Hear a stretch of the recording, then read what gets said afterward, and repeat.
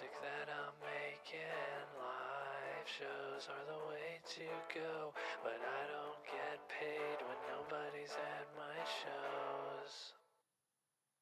Spotify, oh, made so great that nobody buys the music that I'm making. Live shows are the way to go, but I don't get paid when nobody's at my shows. Oh no, there's nobody at my show. Oh no, there's never anybody at my shows.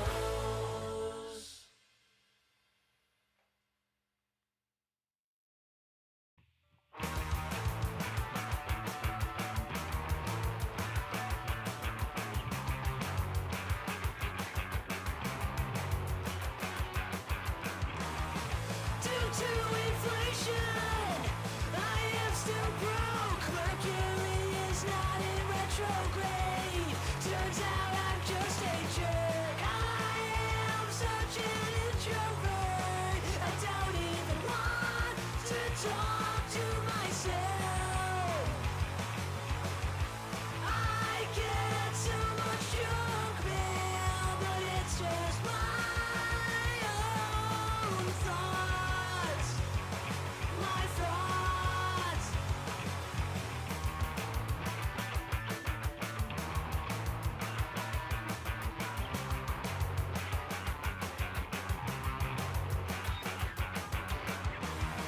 Do you wanna feel old? Well, just you wait. Every time you chew gum, you're faking your breath. I am such an introvert. I don't even want to talk to myself. I get so much junk mail, but it's just my own thoughts. My thoughts.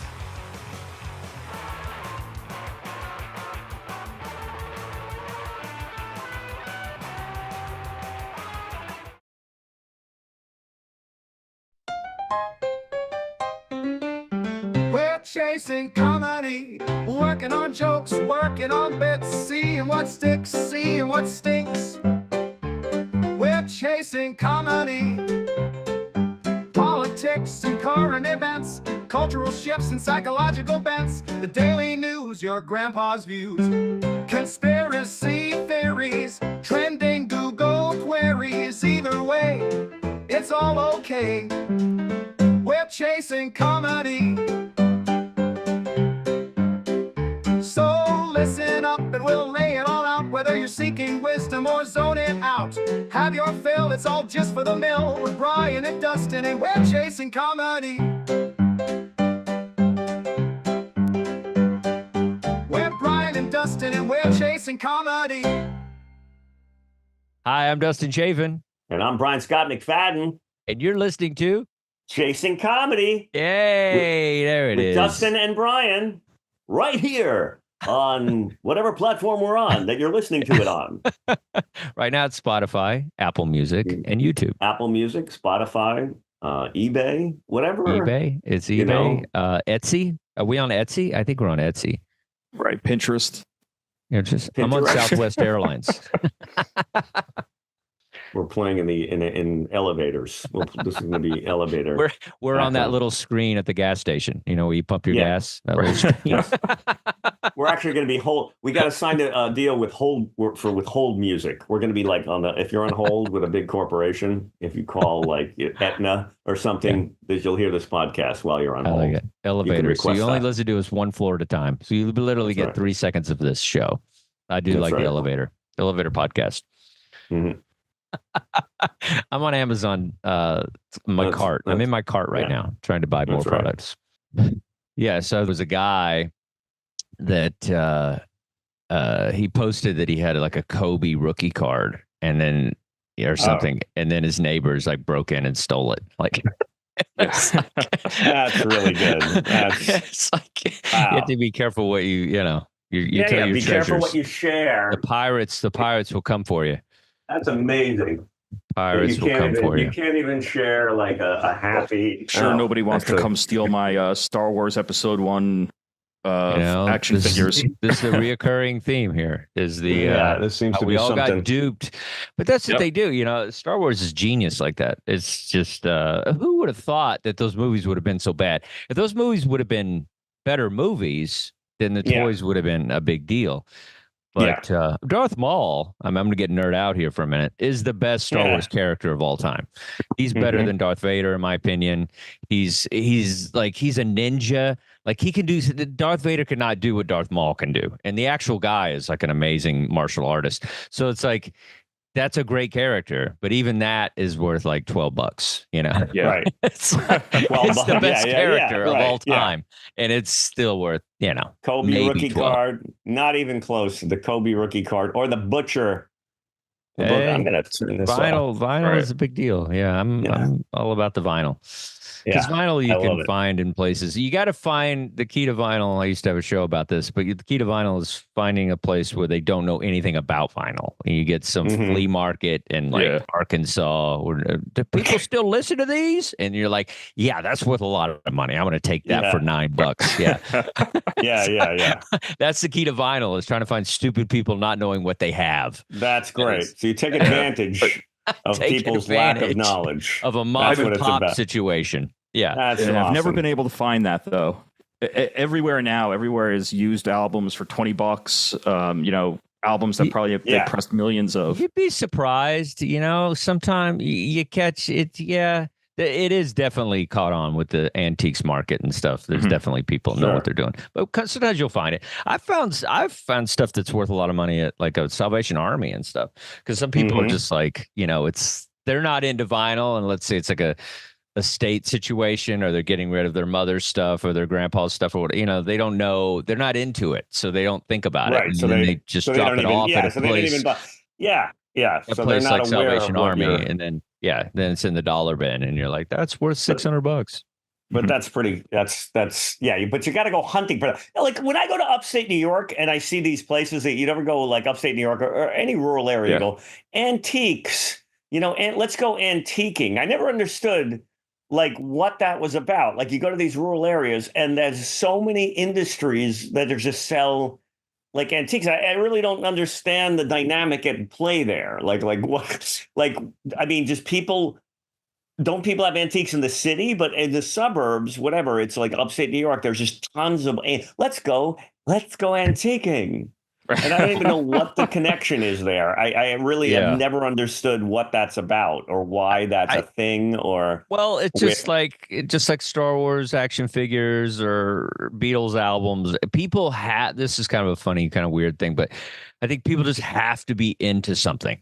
Like they can't just not be into a thing. You know what I mean? Like I think we're conditioned. Somebody. I mean, that's how the infomercial was born. Like we need commemorative plates because we don't have them and we need them, you know? Right. Trump, what is it? What's Trump selling these days? Like cards, whatever. He's got these action. Have you seen the like cards? Yeah, whatever he's like buff. Yeah. And I've always said that they always say that a lot of the Trump stuff is based on, you know, racism. And I think it's more homoeroticism. If you watch the iconography of like it's really like something you would see at Fire Island. like you know, the need to see him with rippling muscles and ripped abs is so palpable. That you don't want to like that. He's not a doughy guy who eats cheeseburgers. He's somebody. Whatever you want to say about Trump, he ain't Magic Mike. That's a good joke. Actually, that's a great joke. That's a great joke. Like that's I'll write that down. I didn't even think of that. It's either that they make him Magic Mike or they make him the 14th apostle. You know what I mean? Like right. So it's like that. Where he's like Jesus is over him and he's cloaked. Yes. And he's just like, he's really our savior. Right. And he's like, he's the Messiah. It's either Messiah or Magic Mike. Yeah, that's your two choices right there. Okay.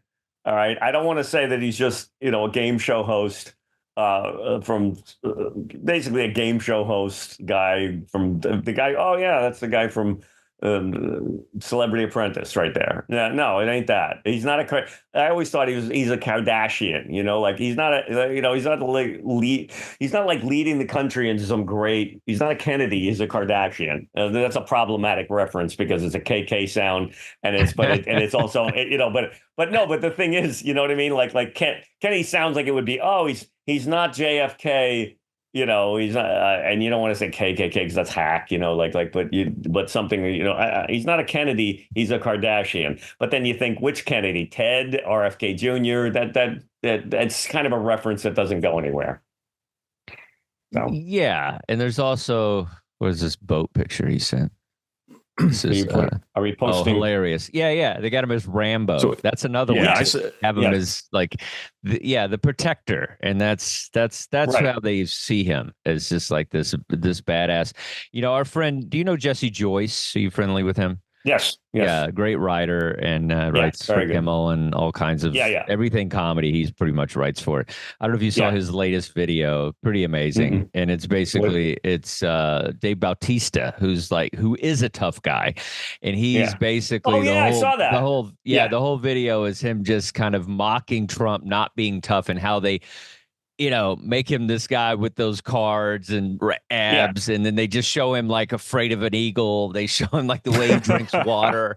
They show him like just, you know, being scared of everything. So it's really kind of. And then it's somebody like Dave Bautista, who's like a monster. So it's like you can't, you know what I mean? Like if somebody else, you know, was doing it, or if Kamala was doing it, it wouldn't. But it's Dave Bautista, so you can't argue it. Right. Which is showing you. And that's really weird that whole, because that's the choice we have. He's Magic Mike, or he's an apostle, and then we have to like degrade him, like, and say, oh no, he's this candy ass guy, which sort of isn't even helpful, but it's just a reaction to the other side, because then the other side rushes to his defense and says, look how cruel you are, pretending, you know, the guy sacrifices so much for America. You know, there's this constant, no matter what you say, it's this constant, like, just like, it's just boring, same. He's a hero. He's this. He's that. No, he's not. He's a doughy, that guy, which is what I'm saying. But he is a hero for these guys, for these people. I mean, that's the thing. It's just like, but what's amazing about it is, you know, the Trump phenomenon is basically how much the left hates him is what the right loves about him. And that's what fuels this. We don't care if you make him with abs and a machine gun. We don't care if you make him hanging out with Jesus. We don't care that he wears makeup. We don't care that he's a rich boy. We don't care. We don't care about any of that, because it infuriates the left so much. We love that he does that. Off. Exactly. He makes you so angry that we don't even care about all that stuff, because it blows everybody left when they think about Trump. It blows their mind because they're not looking at it, you know, in a way that's like they're just doing this to push you and make you crazy.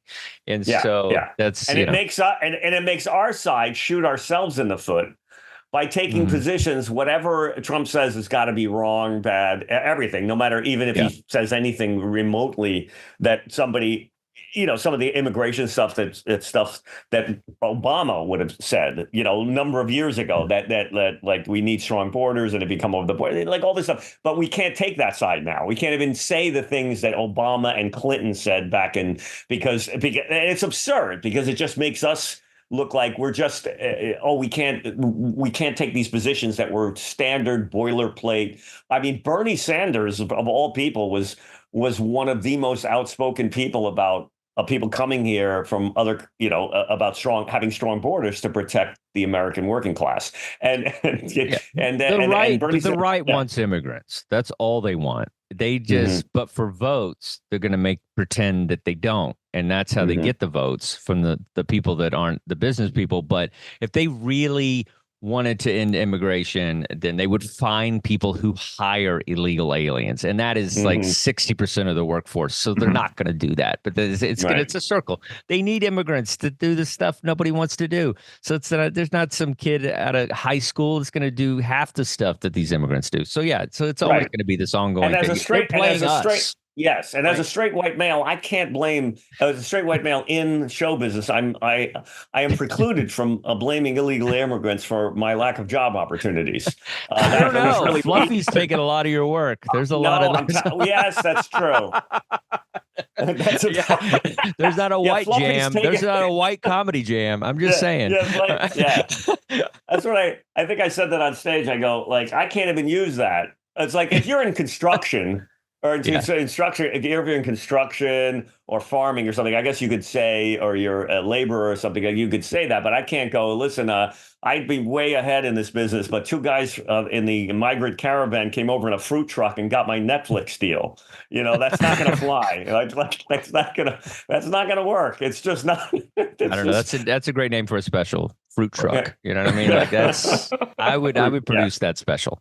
Let's do that. Let's get on that. Well, showbiz, it's interesting to talk about, like, when you say showbiz, I always think of this thing. It's like, I live in Hollywood, right in the most touristy spot in Hollywood. It's right by the Magic Castle. It's right by the Chinese Theater.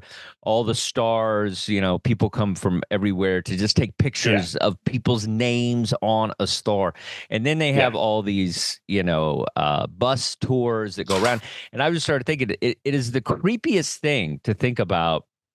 The fact that it's the only job where people like basically bus load people in to see where you live and like just look at you through a window. Like there's nobody like, going after like, trying to get, a top plumber, this is where this guy lives. The idea is very funny to me that like, why do we get to just load up and and stalk this person's house because they were in four movies? There was like Dice used to do a joke about that. I remember this joke that Dice actually had a joke about that where he goes, you see these people, they're selling maps to the stars' homes. What are you going to get? A freaking wall with some ivy on it? I'm started my own business. Keys to the stars' homes. Okay, that was his joke. It was like a really funny joke. That's the joke I guess I wish I would have written. So. Jokes we wish we'd written. Jokes we wish we'd written, ladies and gentlemen. I didn't even know that was a joke that I wish I had. Right. But it's segment time. It's segment time. Jokes we wish we'd written. Yeah. No, but it's but it's still fascinating to me to go beyond Dice, who's who drops the punch and leaves, but just the idea of just these people just obsessed with something. It is amazing. Like, why wonder before television? Or before film, like how were people obsessed? I guess that's how Billy the Kid, or I don't know. You were on a wanted post. I guess, I guess movies, but always had that, in the 20s or 30s, and I'm talking about before the movies. Like before the movies. I'm trying to go before the movies. Like you had P.T. Barnum, you had like the circus and the carnivals. But the circus was more like a freak show than it was like a celebrity attraction thing. Like I guess Billy the Kid, Bonnie and Clyde. It was a celebrity, no different than reality television. True. Yeah. I don't know. You were you were a bearded lady. Like that was the thing. You weren't like a movie star. You were a bearded lady. Like that was a big deal. People and there's another joke. Great joke. They had a low budget freak show. Jonathan Katz, I think this is his joke. Jonathan Katz, I went to a low-budget freak show. Yeah, they had a bearded man. Just looking like an obvious joke, and not a fat lady, but somebody just had a few extra pounds, dealing with a weight issue, right? Like it's just a very funny, simple, freaking obvious joke, but it was so funny, Yeah, but just the idea of like just. What we idolize is interesting, where it's just what we choose to be obsessed about. I mean, going to people's house being an attraction is kind of a weird. But even back to Trump is everything that we've been kind of brainwashed through cinema and like TV shows. Like that's why they make him Rambo. That's why they make him Magic Mike, because we just want we want him to be a fictional character, I think is what it is. It's like, because we're have you ever read you should read Neil Postman. You probably brought it. I bring it up constantly with people. Read Amusing Ourselves to Death. It was written in it's one of the greatest, most insightful books ever written about the intersection of show business, politics, and American culture. And it's so brilliant that you can't even believe that the guy, it basically says that everything is being captured by television and show business values. There's another book called Life the Movie by I think it's Neil Gabler, and it's all about that. It's like show business values have taken over politics and everything, and to such an extent that's why, like Howard Dean, I posted this the other day. Howard Dean screamed 20 years ago, and his entire career was over. Right, like one time, and his entire political career is over, and now. The craziness in the campaigns that we see, and it just gets crazier and crazier by the day. Insane, behaviors of the candidates, and nobody blinks. It's just well, it's like Idiocracy. It's an amazing film that basically it just taps into where we're headed and where we are now. Like you watch Idiocracy, I mean, it looks like it's right now, like a real life thing. So people just get we love being obsessed. I think that's what we want. We want action figures. We want vinyl records. By the way, I'm looking at the Adams posted Trump. Yeah, you're a little late on this. We were like, I didn't see it in 4 minutes ago. No, I know, but I didn't realize it was in the chat. I thought it would go up on the screens for our big fan base. I took that photo in the Poconos on a lake, and if you look closely, you'll see it's pretty funny because you have that Trump is Rambo poster, and then whoever owns that boat has a Chihuahua. That dog is amazing. But that's what Trump is. Trump is a Chihuahua. He's like he thinks he's this big, strong, whatever, and he's this little yappy Chihuahua. That's exactly and what we're doing right now, talking about it, getting upset, pointing out the Chihuahua thing. The other side's going, "We got him. We hooked him. We got him again. We got him upset." We got to make that's like a Pulitzer picture there. That's amazing. It really is. Everything that's in that photo is pretty amazing. Mm-hmm. Yeah. You got the drink there. You got the Chihuahua. You got the. It's hilarious. I mean, I told you, my mom was a big Trumper and huge Trumper, and constantly, and would get me on the phone and would say, "Hi, Brian. How do you feel about what Trump did today?" And I'm like, hello, Mom. That was like literally. The conversation was constantly being steered in that way. Like, and I never brought it up. Like, I never even argued about it or ever mentioned Trump to my mother. And she was like, "I suppose you think he's Hitler. Is that the deal?" It's like, Mom, I never even mentioned Trump. I never bring him up. I never talk about him. Can we move on? I'm just saying, Brian, it seems that your type of people. I love how your mom also brings up Hitler a lot. Way too much. It's always goes back to Hitler and the McFadden family. It's like somebody one or the other. Now it was interesting. As I said, Dustin, I have this joke that where I say people say all Trump supporters are racist Nazis, and my mom may be a racist Nazi, but I have to say the fact that she's an elderly Jewish woman who lives in Florida is an amazing cover. I got to say that. That is well played, Mom. Well played, Mom. Right? That's CIA level, That is. That is. I love it. That's like Mission Impossible. Get the mask. She has to put her face in a briefcase, and she comes out. That's Ethan Hunt, Mission Impossible. What I always wanted a line for that, like what do they call that? Double identity stuff. I used to say that's CIA level shit, and I hated saying shit. So I need that's dual I was gonna identity. Actually say if we keep this, if this show was clean, I could get it on like a really big platform. So we need to think about that moving forward. Yeah, I know. We always beep things out. He beeps things out, because I was trying to get it on. Somebody was a big person wanted to do something with us, but it's like it's got to be clean. So we'll beep out some stuff. So just Try not to do Watch too that. much of the edgy, crazy. No, I don't. Edgy's I don't. fine. That's what I'm saying. I don't like saying.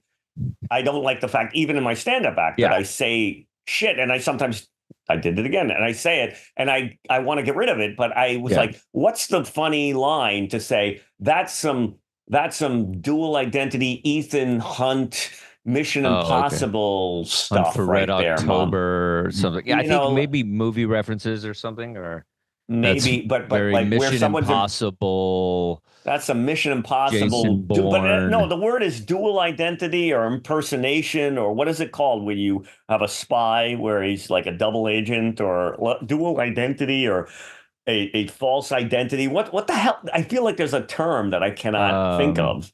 You know, like a superhero has a what? No. It's just it's a spy, double spy. What's it called? A spy, double spy, like a. I know. That's what I can't come up with. That's what Adam's for. A double spy. That's what I'm looking up right now. Double spy. It's something like that. It's like a. Dual identity. But even like a Superman. What's Clark Kent to Superman? His secret identity. That secret identity is not bad. Like secret identity is like, that's some superhero secret identity stuff, Mom. Well played. Where she's an elderly Jewish woman, but she's really a Nazi. For spy? Right? There's a word for spy. We all know it. It's really easy. It's double spy. I know. Like what is it? A spy that works for both sides. What's that called? Yeah, it's like it's he's a spy double that works for both sides. I think it's double agent. Double isn't agent. It? That's it. Right? Yeah. Double agent. That still feels off. CIA double agent. Double agent. Double agent. Okay. Or you could say, I mean, 007, even though it's like 007, just because it sounds like my mom is James Bond. That's kind of funny. Like that's some double agent stuff. Doesn't sound funny to me, but that's some 007 stuff there, Mom. That sounds funny to me, that's right? Funny. You know? Like 007 you go to your is mom's funny. house. You know, it's like that could be funny too, where it's just like, you know, she's got her minivan. Like, you know, it's probably got all kinds of secret stuff on it. Like there's something funny about like your my mom has the 0070. 0070 is funny. A piece of chewing gum that but 0070, come on, that's funny. 0070 because she's older. Oh, that's funny. My mom is 007. That's funny, because that's really funny, because then you could go, that's some 007, or in my mom's case, 0070, right? That's a great tag. That's really funny. Like that's like great. Just because you get to play really with all the words. So yes, 0070. 0070. Yes, it's Dustin Chafin for the win. Right? Yeah, you know. That's what we do here. That's what we do here. That's what we do. We fix the jokes. We chase the comedy. Like hound chasing dogs. Comedy, baby. Mm-hmm. Yeah, 0070 that's some 007 stuff. Or in my mom's case, 0070, right? Yeah. There we go. Right. Or 74 or 78, right? Right. 0078. 80. Well, 7, you have to do 7 because it's, you know. Yeah. 0078. Even if she's 80, you got to go 70. Yeah. Got to go that one. Anyway. Oh, that's good. Incredible. We got the first official joke of the day. The first official joke tweak of the day. That's successful joke tweak. I think that one. I think so. Right. Well, we always, you know, sometimes I look. Do you want to do a joke you wish you wrote? You go ahead. You seem to be excited about it. I love that. I love that kind of stuff. Bill Hicks. Right, best joke about dads ever written. Bill Hicks. My dad. I never got along with my dad. This is Bill Hicks. This should be at the Louvre, right? There should be a Louvre for comedy, one-liners, and this is one of them. Bill Hicks had the best joke about fathers and sons. Said, "I never got along with my dad. Kids at school used to say, 'My dad can beat up your dad,' and I'd say, 'When?' Okay, you name the time, and I will have him there." That to me is such a perfect joke. It's so simple and elegant, and it's just I love that joke. Yeah, and no one will ever hear that joke again. Yeah, Hicks was great. It was just everything was great about that guy. But that joke and Barry Crimmins. If people say to him, you know, he criticized America, they go, why don't you love America, love it or leave it? Why don't you leave then and move to another country? Because I don't want to be a victim of U.S. foreign policy. That's such a great joke. Like, you know, how come you criticize America? Why don't you live somewhere else? Because I don't want to be a victim of U.S. foreign policy. That's like such a perfect joke, right? Well, perfect joke. I think Stephen Wright has perfect jokes. Yeah. My favorite Many, Stephen many. Wright, I think, and I always slaughter these people, but I was born a C-section, so when I leave the house, I go out the window. Go out through the window. Yeah. Right. That's It's just so tight. It's so perfect. Like you the visualize him Right. crawling out a window, boom, Yeah, thing. yeah. It's just, there's no fat, there's no extra. Because that's the thing. Sometimes there's like Carlin will have a rant that I love, but like when it comes to like specific, just jokes, like assassin style jokes that are just like pop, pop. And it's like there's it's 2 seconds, 2 seconds, and you're laughing. I mean, it's 2 seconds. Perfect. It's perfect. Yeah, and there's no fat on that at all, and those jokes are hard to come by. Those jokes with that. Those jokes. It's interesting with the Stephen Wright. I've seen him live, and it was interesting watching him live. And then also, it's like are you ever on stage and it's like you find yourself you can't follow yourself sometimes, where you it's like you maybe you do something that you should have closed with, or you do something that or it's just like it's like you have a joke that you can't get rid of because it just always works, and it's just like it's almost like haunting how much you hate doing the joke, but it rips the crowd to pieces. Wait, well, okay, give me an example of this, because I want to know give me an example of like something that actually. Let's say let's say you're in Pennsylvania and the crowd sucks, and you pull out the gay football coach joke. I'm sure you're tired of doing it, but it's it destroys.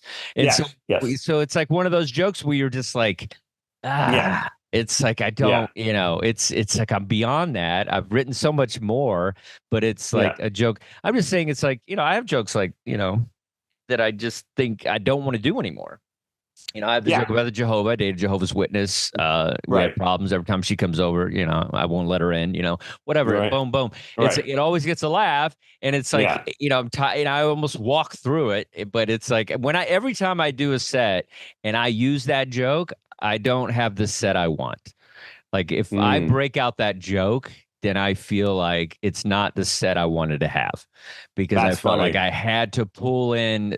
It's kind of like a quarterback running for a first down instead of throwing. When you pull that out, it's a fail safe. And that means it's not a fail. I mean, I could destroy, and it's a great set. But for me personally, I feel like, all right, I didn't have as much fun as I wanted to. I didn't do the new stuff I wanted to do, or I wouldn't have pulled that joke out. Or I didn't have the faith in myself. I was chicken to, There's a flag. That joke is a flag and an indicator that that the things weren't going, and you pulled that out because you knew, all right, this is going to rock the house, and get them back. And I'm not proud of it. Right. I mean, it's not like I'm out there juggling or anything, but it's still like in my head. It's a great joke. It's a great joke, but you don't want to have to reach into that bag of tricks and do something that you're either tired of, doesn't resonate anymore, or just you want your new stuff to just have that same flow of ease of killing that that you Doug don't have Stanhope to basically said comedy clubs are the worst thing ever for comedians. It's wow. Okay. Comedy clubs are ruining comedians. No, and he's right to an extent, and I know what he means by that, where it's just there's no freedom to have a set. Back in the 70s, man, guys are up there just doing 30 minutes of like whatever. They still got booked back. Like they got to, of course there was probably like 30 comics back then. Right. But I think let me finish. But I think there's just like this thing where it's just like, every comic feels like they have to crush, especially in like a New York City environment. And, and so to get rebooked, you have to destroy with a material. And so I think there is something that keeps comics from having the courage to do newer things because of that. Yeah, I think, and you always hear those stories of Jim Carrey when he was doing impressions, and then he went back to the comedy, the comedy store, and he decided to just throw out his old material and become this other guy on stage where he did crazy characters. And he said he was bombing constantly and bombing all the time and bombing like every night. and just doing bits and characters that went on forever. And I think about that and I go, I want to see some footage of that. Like, I would love to see what that was like. He would go on late and just because if you've been in the clubs, you go, oh, did they really let him do that? And I know they did. They probably did. But it just sounds like to us, to our ears, like, oh yeah, they just let you go up and bomb at the clubs, like constantly because they were so supportive of the art. And it sounds like another, like a fantasy world where because when I go up at certain places, if I'm in a jam, I go, all right, I'm getting CNN guy now. A young child wanders the streets of a mud-cracked hillside, and it crushes. It crushes. And I'm like, oh, I did CNN guy to bail me out because some of the newer stuff wasn't. No, but it's like there's stories of like Richard Pryor just getting up and doing something about being God or something, and like everybody's crying and everybody's like, there's no laughter at all. And right. Just leave. And I'm waiting. I want to see footage of these legendary performances because a part of me, of course, is cynical and goes, oh, come on. Is that like just some fantasy well, nobody ever gets story? The full story right. So, I really do. Yeah, and I do believe that, and you do hear it in New York sometimes. Guys would go on at 2 a.m. and they throw people up, and late at night I remember when Chris Rock used to go up at Catch.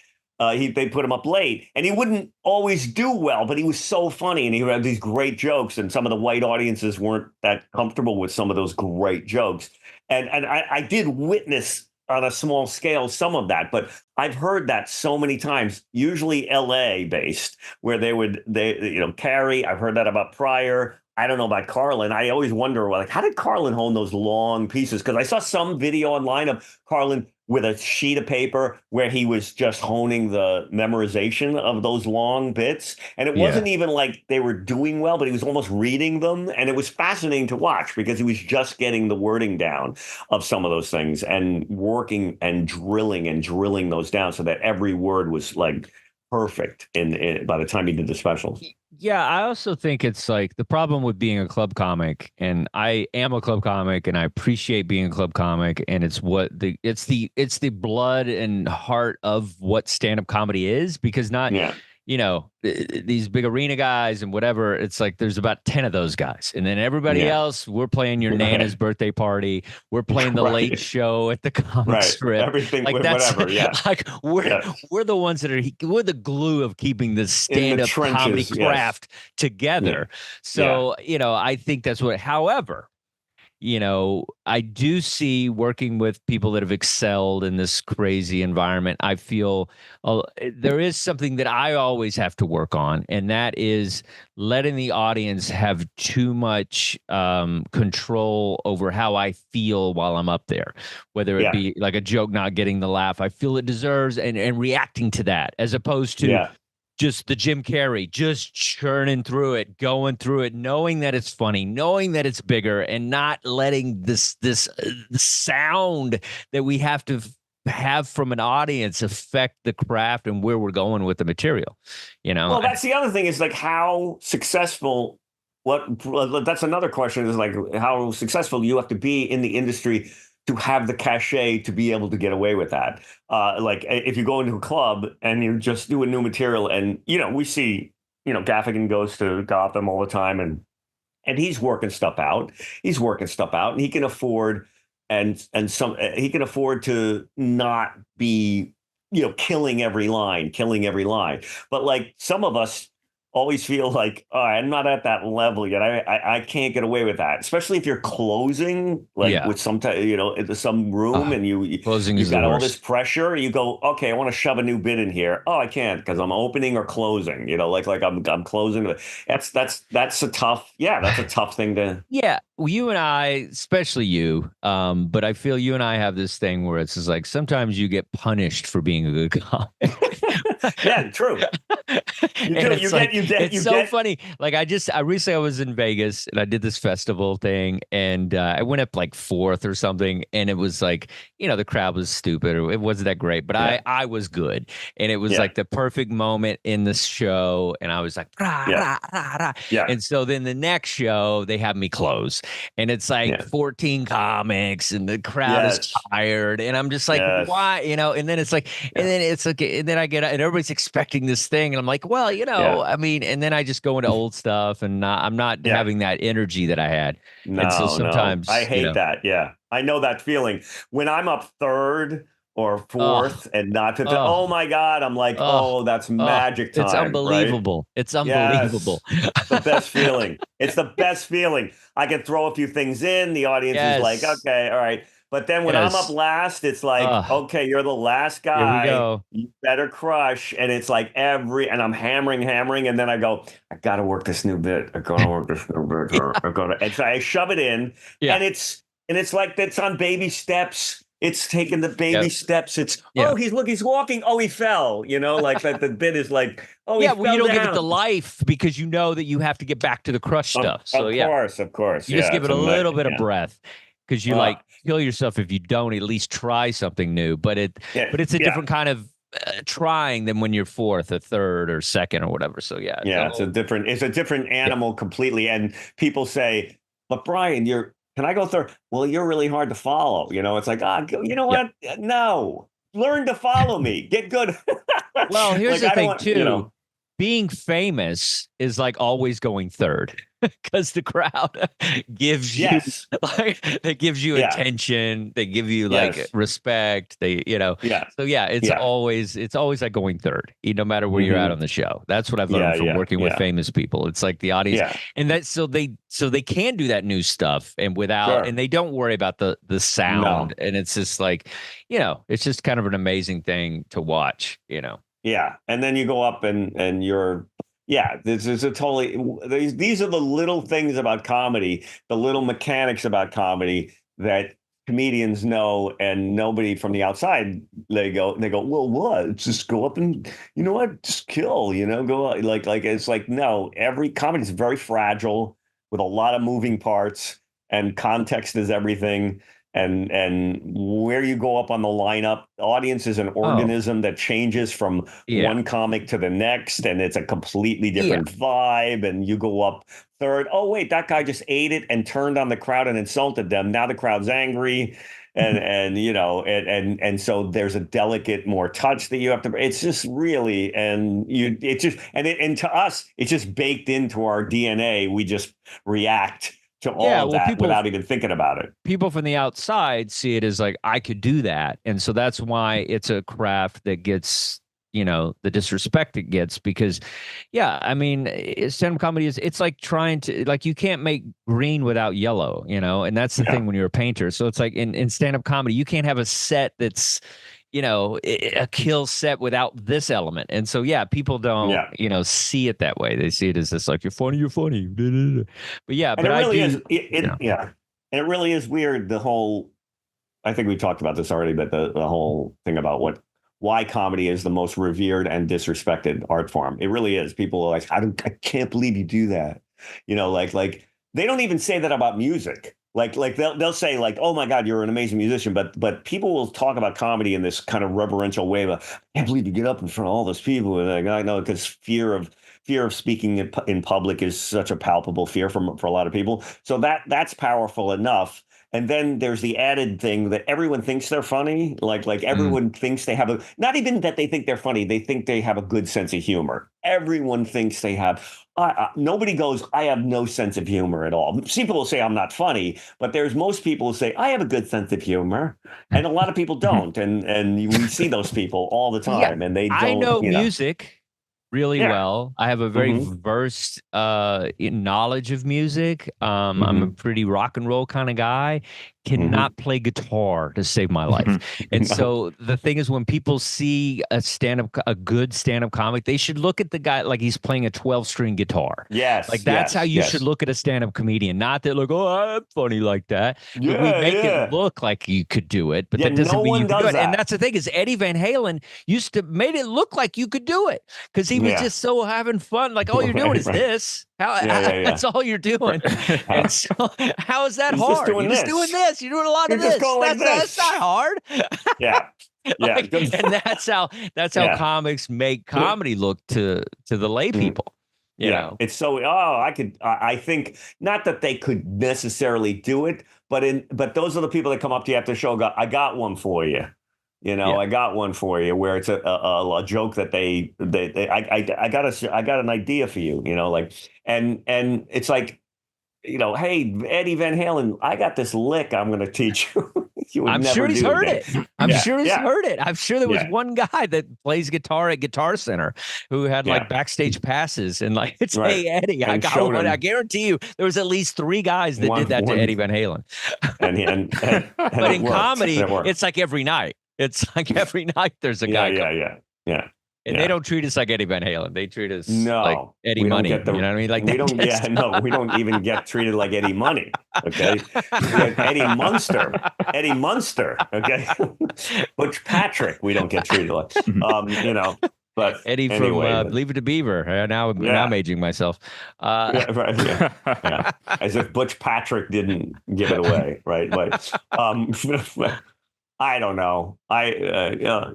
This is all. Yeah. But, here's the thing. Sometimes, comics, like for people that are looking in on this, even new comics are looking in on this and like, how do people, it's like, even when we go to diners and like we got our notebooks out and we're having our cheeseburger deluxe in Queens or wherever we are and we're writing our stuff, sometimes it becomes jokes that work and like, here's the punch, here's the tag, and sometimes it just becomes this kind of like just free for all of ideas and like how do we feel about something, because the more you are in tune to how you feel about something, the better the joke is.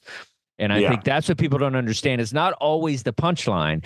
It's the feeling. What feeling do you have behind that joke and that premise that you're presenting? Like, how do you feel about it? That's why Hicks was so good. He felt those things. And so I think a lot of it is that. So sometimes we just have to flush out. Like this is an interesting element because people always ask, because I'm doing a clean show in LA and it's just like, people always like, well, what is clean? What does it mean? And it's just like, is it like cursing?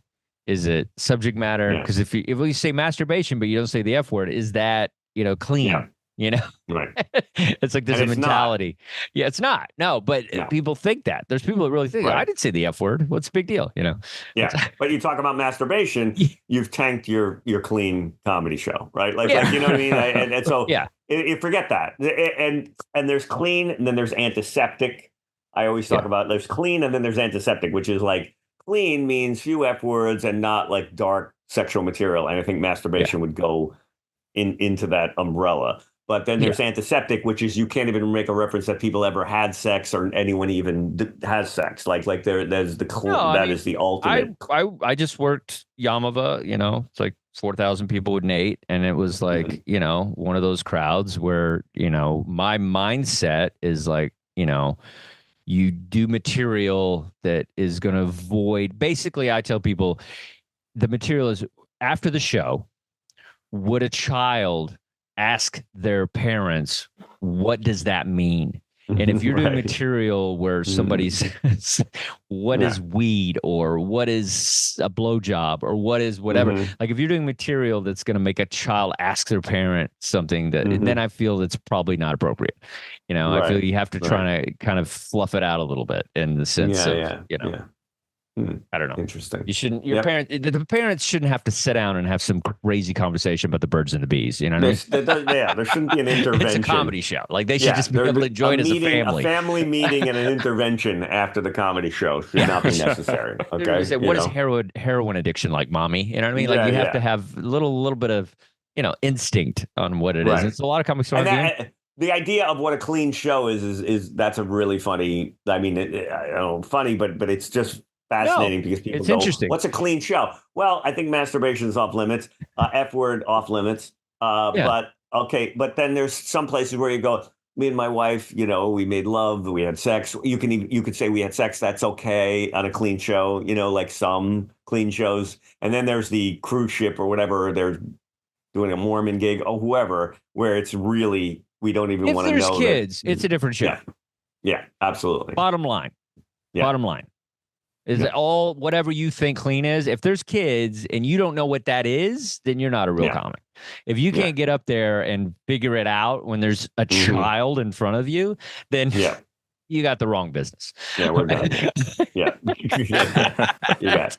If you've never been around a niece or a nephew, like you don't know how to behave in front of a child. Yeah. Are you kidding me? Really? I mean, there's common sense things, but a lot of comics don't have. There's a lot of comics that don't have. I've seen comics like I was in LA. I saw comics just go off on, going down on girls or whatever, and children in the crowd, and you're just like, come on. It's amazing. Yeah, that always amazes me. Where like people don't read the room or go. I thought I didn't say the F word. It's like, are you kidding me? That's the word. That's the least of your sins. Before I figured out how to do clean comedy, I would find myself in situations where, comedy clubs sometimes, a child will be in there. Let's say it's like a cool parent's got the kid, whatever. The kid may be 12, whatever. And I always say in that situation, I address the parent. And I always say, hey, this kid's gonna need therapy after the show. What's going on? I'll have some sort of discourse with the parent and be like, hey, is it okay that I go down this road? Because this is what's gonna happen. And then they'll be like, oh, they don't care. They listen to rap. They do whatever. They don't care. And if you get the go ahead from the parent, then I think it's fine. But I think that's important, is to kind of get the go ahead from the parent. Absolutely. But yeah, and then at the same time, it's like, should kids be in comedy clubs? I don't know. My mom took me to concerts when I was a child and changed my life. So I guess comedy would be the same kind of thing. It's like it's cool to have experienced something early. Right. Yeah. How old were you when you went to the? Well, 7 years old. I went to Zeppelin. Oh, okay. So okay. So I experienced the greatest concert of all time, and I was 7. At 7, so, it's secondhand smoke at 7. So All right, well, that's good. But so I think it's my parent. But I grew up in a bar. Like there was always like my energy as a child is my life as a child very different than most people. Biker bar turned into a strip club at one point. Like we were just sitting there playing pinball, and like awful things are happening to the left of the bar. You know what I mean? It's like it was the 70s and 80s. Nobody cared about kids back then. Nobody. There was nobody going, hey, that kid shouldn't see that. They're like, that kid should see that. You want to drink? And we were better, and we were better off. Okay. Yes. In some ways, better off. In some ways, I think. Well, I mean, I really do. I think I genuinely look at the best parts of my childhood as painful and as empty and vacuous and narcissistically deprived that drove me into comedy as they were. The best parts were the disinterest of my parents in what I was up to, right? Like that the complete obliviousness was in a painful way. One of the only upsides of the whole thing was, yes, my parents were completely not, really nurturing of children, but they were also completely uninvolved in a way that left me to my own devices, which gave me some skill sets that have paid off in my later life. But was it ideal? No. Would it be I would recommend? No. But compared to the helicopter parents that are over involved in their kids' lives and building bubbles around them of comfort, I feel like the feral way we grew up was better than that. But maybe that's just my bias. I don't know. I think it goes both ways. I think part of me is like, I get what you're saying. It's like just being left to my own devices, opened up this creativity in me and like an independence. And I'm always a survivor, and I get all that. But at the same time, it's like what I wouldn't do to have a mom, get onto me and make me play piano every day. You know what I mean? I wish. Right. No, I know exactly. I see these parents that like, it tell their kids. My parents didn't care if I did my homework. It's like, I wish somebody did care. Then I might be able to like write a paragraph without 40 grammar mistakes. I swear to God, my dad occasionally would like watch a TV show. I don't know, Leave It to Beaver or something like that. And he would, not that show, but I mean, something like that and then the Brady Bunch or something. And he would literally like come in and like read off a card what he thought he was supposed to be doing. Like, and it was just painful to like, here you go. Are you doing your homework? And it's like, no, Dad, I'm not. All right, I'll talk to you later. Like it was like he didn't know how to do that, so he would try to like go over the top with it and just go. I hear that I'm supposed to ask you about your homework, and yeah, I'm doing it, Dad. That's great. And he's like, all right, good, glad to know it, and he'd be out the door. Like that. He just wanted to know that's that he funny. was living. That's an interesting element. I know you don't talk about your dad a lot, but I think that's a interesting. Like my dad, like it looks like he was reading off a cue card, just it was like, hey, relate to me. What he thought, that's very funny with the Brady Bunch and all that. I think that's really great. There's probably something funny there about, definitely something funny there about my father wanting to be a dad, but just watching TV and that he grew up without a dad, my father. So he had no role models of anything. He was an alcoholic father. And so he would just occasionally come in and like script a scene where he would just go, everything you need to talk about here. You know what I mean?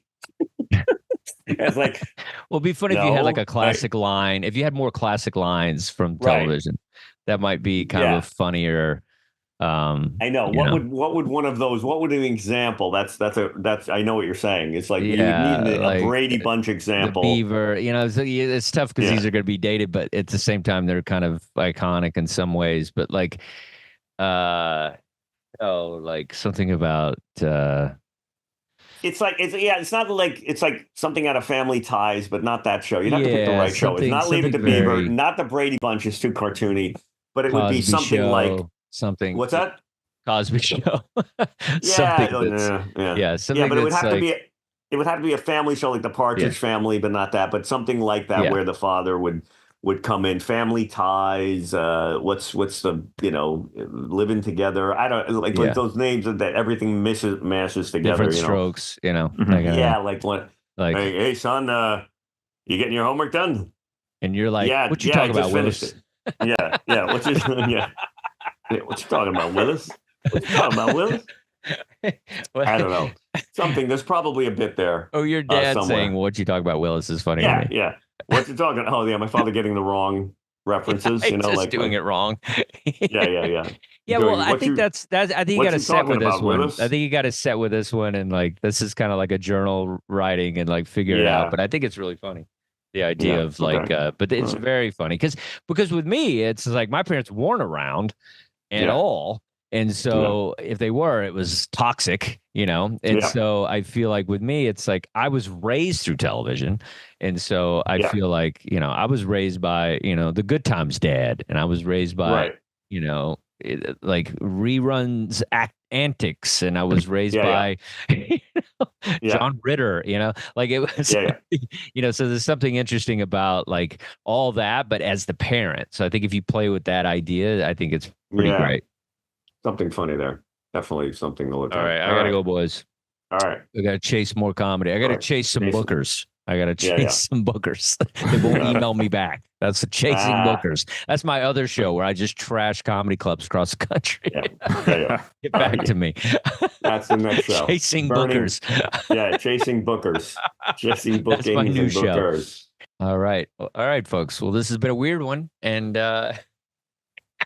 we like it weird.